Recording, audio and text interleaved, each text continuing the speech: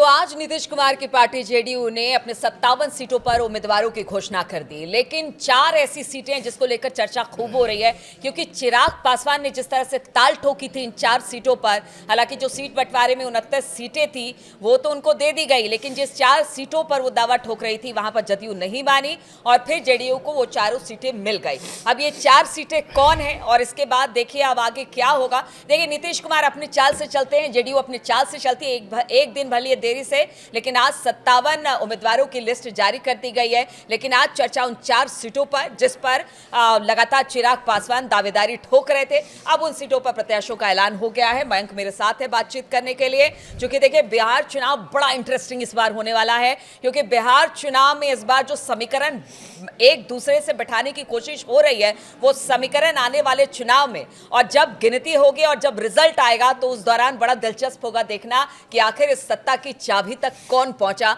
आज उन 4 सीटों पर बात कर लेते हैं। मैं 4 सीटों की बात कर रही, जिस पर चिराग पासवान ने तो कहते हैं ना कि बच्चे की तरह जिद कर दी थी कि भाई अब ये 4 सीटें हमें मिलनी चाहिए, लेकिन नीतीश कुमार हैं, नीतीश कुमार उनको कोई भी पीछे नहीं कर सकता है। उन्होंने जो कह दिया 4 सीटें उनके पास गई। वो 4 सीटें कौन सी हैं? चारों सीटें जो है एकमा, गायघाट, राजगीर, सोनबरसा, ये वो सीटें हैं जहां पे 2020 में चिराग पासवान ने नीतीश कुमार को अच्छी खासी चोट पहुंचाई थी। ये वो 4 सीटें हैं। गायघाट में नीतीश कुमार ने न केवल चिराग की सीट ली बल्कि उनका उम्मीदवार भी ले लिया और उसे पार्टी सिंबल अपना दे दिया। जेडीयू ने एलजेपी सांसद वीणा देवी की बेटी कोमल सिंह को जेडीयू से कैंडिडेट बना दिया है। यानी देखिए, उन्होंने जो है चिराग पासवान की जो 4 सीटों को लेकर कल ही खबर आ गई थी कि 4 सीटें ऐसी हैं जिसको लेकर नीतीश नाराज बताए जा रहे हैं।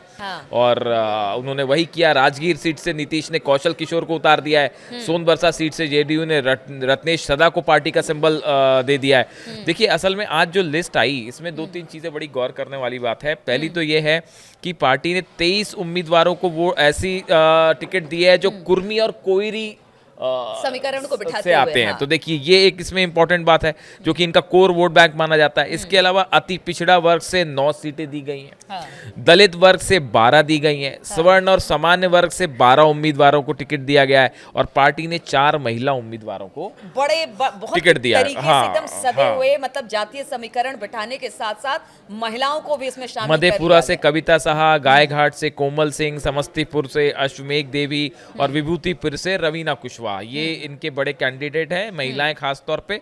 और इसके अलावा कई उसमें और भी बड़े नाम हैं। मुकामा से अनंत सिंह को टिकट दिया गया है और जगदीशपुर से श्री भगवान सिंह कुशवाहा को दिया गया है। राजपुर से संतोष कुमार निराला को टिकट मिला है।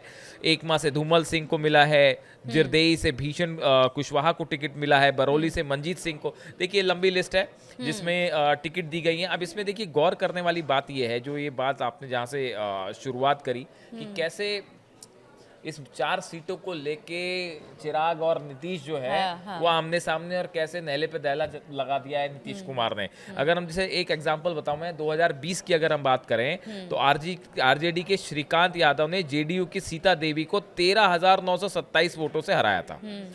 और एलजीपी के जो उम्मीदवार थे कामेश्वर कुशवाहा सिंह, इनको करीब 30,000 वोट मिले थे और वो तीसरे स्थान पे थे।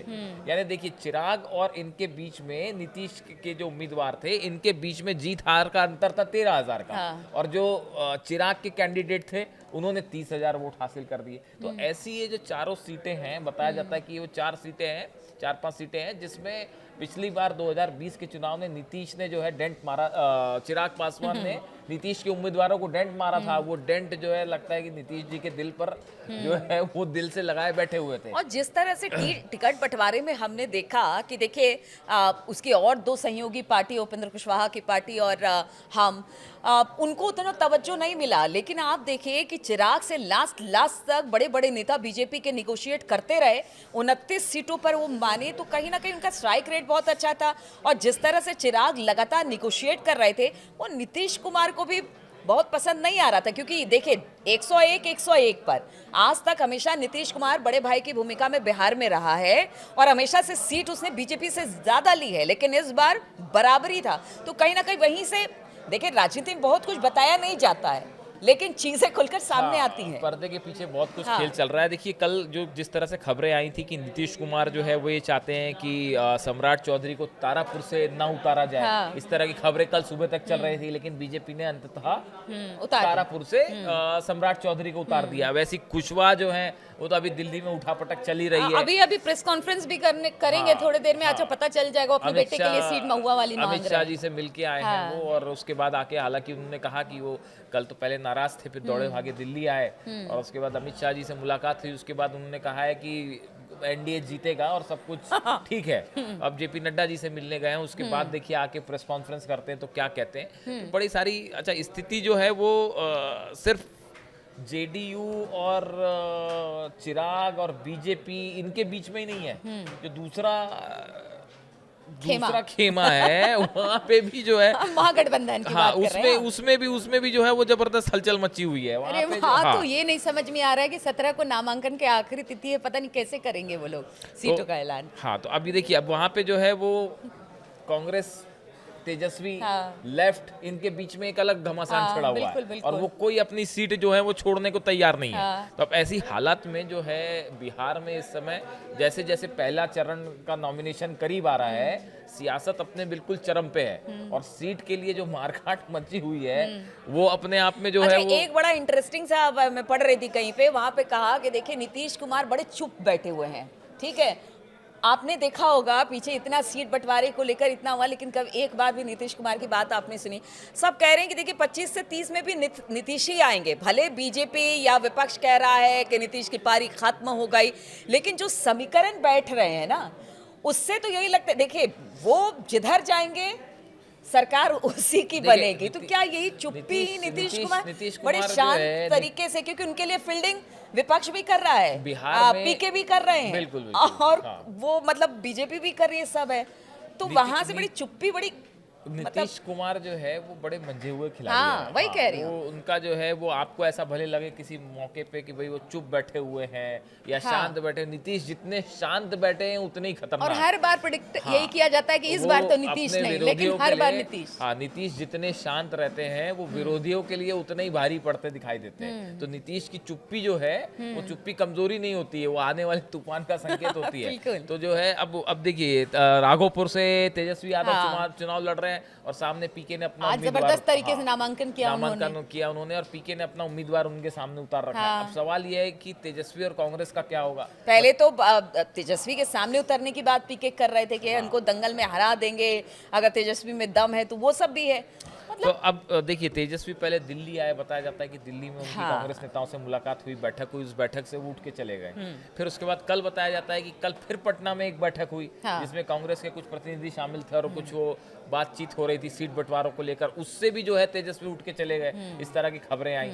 यानी देखिए कांग्रेस और तेजस्वी के बीच तो ऑल इज नॉट वेल, इसमें तो बात साफ है, और लेफ्ट अपनी जो डिमांड कर रहा है वो अलग पूरी नहीं हो पा रही। तो अब ऐसी सिचुएशन में देखिए यहाँ पे जो है वो किसी भी चुनाव में आखिरी में जो बात मैटर करती है वो है कि आप चुनाव से पहले अपने जितने सहयोगी हैं इनके बीच में 19-20 करके कितनी जल्दी तालमेल बैठा लेते हैं। जो पहले तालमेल बैठा लेगा वो उतना सेटल रहेगा, और वो पहले दौर में ही बढ़त बनाने की स्थिति में आ जाए। बिल्कुल, और उससे कहते हैं ना कि अगर सब कुछ ठीक रहा तो फिर आप प्रचार में पूरे दमखम के साथ उतरते हैं, क्योंकि पहले चरण का देखिए अब बहुत ज़्यादा देर इलेक्शन नहीं है, दूर बहुत ज़्यादा नहीं है, आप कैंपेनिंग के लिए भी उतरेंगे तो उससे पहले सब कुछ सेटल हो जाना चाहिए, चीज़ें बेहतर हो जानी चाहिए। ये जो 4 सीटों को लेकर बात आई, अब इस पे चिराग क्या रिएक्शन देते हैं, इस पे थोड़ी सी नजर रहेगी कि ये जो 4 सीटें हैं जो बताया जा रहा था कि इस पे चिराग के खाते में जाएंगी ये चारों सीटें, लेकिन नीतीश ने इस पे अपने उम्मीदवार उतार दिए। बीजेपी ने